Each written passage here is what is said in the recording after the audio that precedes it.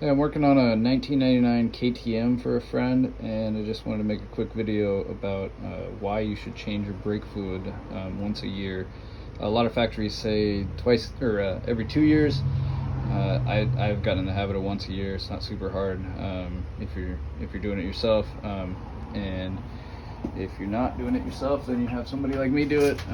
I would say once a year, but it depends on your conditions. If you're doing dirt off road, probably should maybe even be more often than once a year.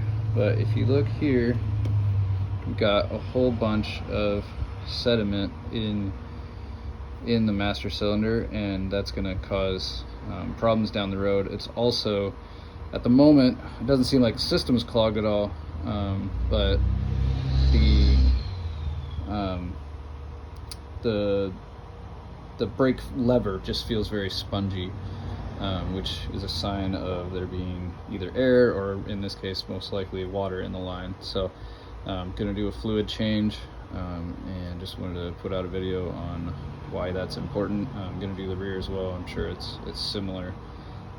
Thankfully, like I said, this system doesn't have any clogs or anything. The fluid returns, but I've seen some really nasty brake cylinders before, where it won't even, the brakes are just locked up, and you don't want that. So I just wanted to make a quick video on how do I deal with that. What I'm going to do is take a turkey baster. Don't use your wife's, buy your own. Usually a dollar store or something can hook you up, and then just an old baby food jar, in this case old jelly jar, whatever you got.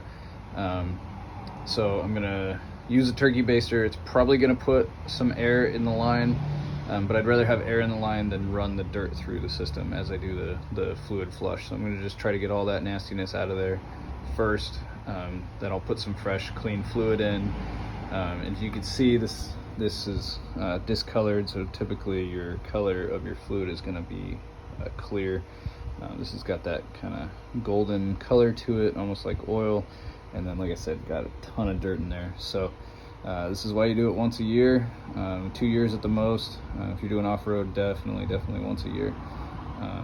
So yeah, gonna use this turkey baster, get that junk out of there, and we'll get to the next part where we've actually got some good fluid in there. So as I showed inside the master cylinder, had a lot of junk in there. I don't know if this is gonna come up on camera, but you can.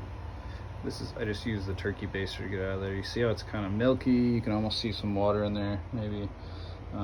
There it is. Look at that. That is in the brake system. So what that's going to do is that's going to clog up your return hole orifice, and your brakes are going to be locked up. So you don't want that happening on the road. You don't want it happening when you park and then you go to ride, and after a couple of months or whatever. So we got definitely signs of water in here, lots and lots of dirt. So I might recommend to the owner that we replace the gasket, but that's an easy thing I can do after I swap out the fluid. So the main thing is get this stuff out of there. So this is why you use a turkey baster. Empty that master cylinder first, and then go on from there. So this is not a how-to. This is just more about the tips. So you can see how got nice clear fluid in there now. The lighting's making it look a little tinted, I guess, but so you can see these tiny air bubbles. There was a whole bunch of air trapped under this this white disc here. So I could actually see it through the transparent part of the disc. So I just kind of had to keep messing with it. One trick I kind of learned is if you let the lever smack back, it will pop out some of those bubbles. Nice clean fluid in here, no signs of debris anymore. We're just going to let some of those bubbles work their way out, and then I'm going to do that overnight zip tie trick that everybody talks about. I'm still not convinced if it works or not, but it doesn't really hurt anything as long as you protect your grip and make sure you don't have a zip tie mark in there. But as long as you put a rag on there, it should be fine. So we got fresh fluid coming in, and all the way through the system. So we'll put the cover back on and move on to the back one and do the overnight trick. So this thing feels really good. So I wasn't really building good pressure until I was almost all the way back. So now I'm getting good pressure right here, really firm pressure. So just gotta keep that fluid change, get that water out of there.